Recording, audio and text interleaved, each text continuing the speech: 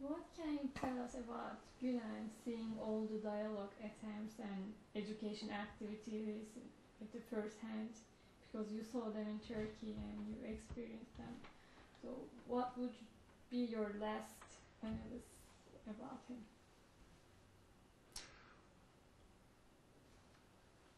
I'm just trying to find words.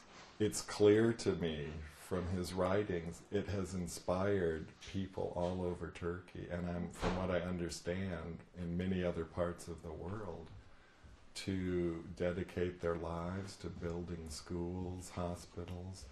Obviously, many of these same people helped bring us to Turkey, which we are immensely grateful for.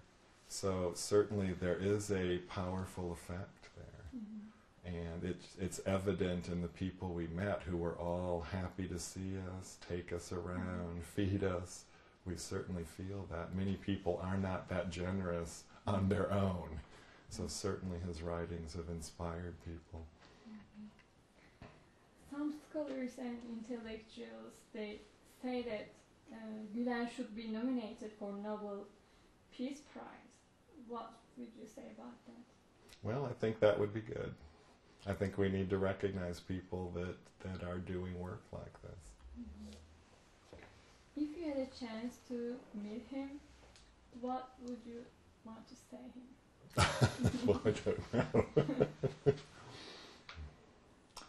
I guess I would want to ask him about his own life and what perhaps inspired him, because it is interesting, different people have different reasons. Why does one person become a lawyer or a scientist and another person decide to do these kinds of things? So I'd be curious about that and would like to know what advice he might give someone like myself, who also has aspirations to help others. And certainly in my own teaching, I feel like I'm doing good for the world. So I'd perhaps just like to chat about those sort of things. And some scholars also say that he is kind of contemporary Rumi. He is Rumi of our age. In what ways do you think he is? I don't know if I'm qualified to answer the question.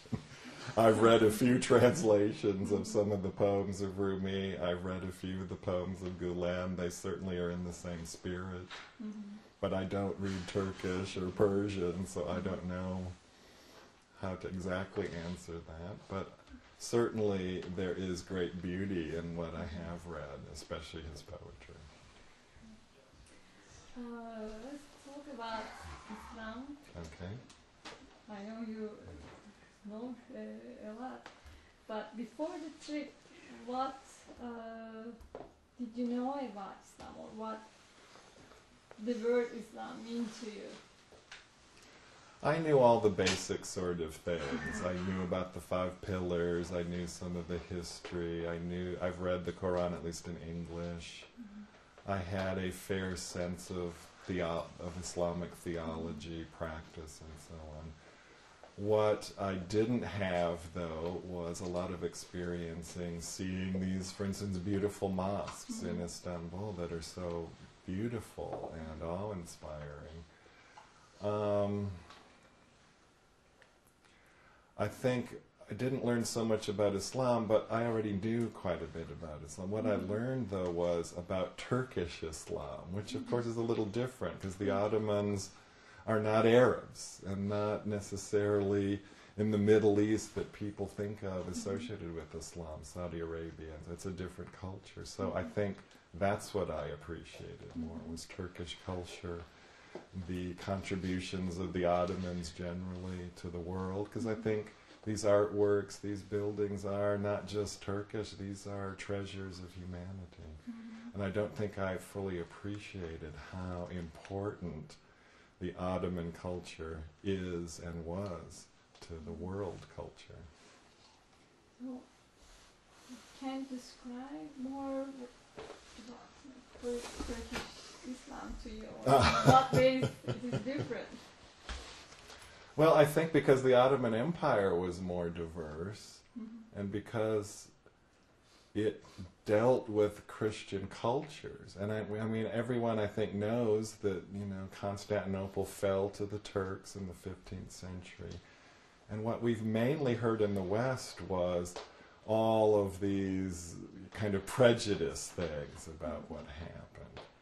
And that it was, just greedy Muslims wanting more territory. And yet when you get there, you realize, and I already knew this again intellectually, that of course Islam allowed Christians and Jews to continue to worship in their own ways, to keep their buildings, their synagogues, and their I knew that. But then to go to Islam or go to Turkey and realize it was these churches that were converted to mosques were bought by the Christians who had so few people left to even maintain the buildings. And while there are differences in artistic style in mosques versus churches, these beautiful mosaics weren't destroyed, they were covered up. So when these great mosques like the Hagia Sophia was turned into a museum, all these beautiful Christian mosaics were preserved.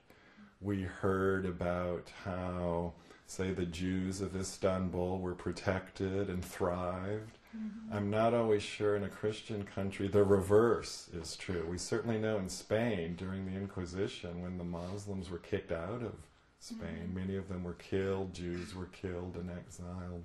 Mm-hmm. And I think very few Americans realize that mostly under Islam, other religions were treated much better than in the Christian world. And we certainly saw that in Turkey. We went to a Jewish synagogue in Turkey that was now a museum and found out that the Turks were protecting their Jews even when the Nazis were insisting on rounding them up, and that the Turks actually let many Jewish refugees in. And we know that in America and Europe that was not happening. We were often turning boatloads of Jews away during the war. So we certainly saw that Turkish Islam and Turkish culture has for centuries been more willing to have diverse communities, religious communities in its influence. Mm-hmm. So, can you tell us just briefly, how did this trip change your views about Islam? You just told a little bit, but again, I knew most of these things intellectually, mm-hmm. but now I know them emotionally, spiritually, and in a heartfelt way. So now I can say, I've always known about Islamic mm-hmm. hospitality, but now I've experienced it firsthand, and I don't think there's anything that can replace that kind of experience. And I think I also realized there's a whole part of world history that Europeans and Americans don't know much about. Not just Islam generally, but Turkish culture, Ottoman culture. We are not taught much about it, except that Constantinople fell. That's about all we ever hear. And so I think that was very valuable to get a different perspective. Mm-hmm.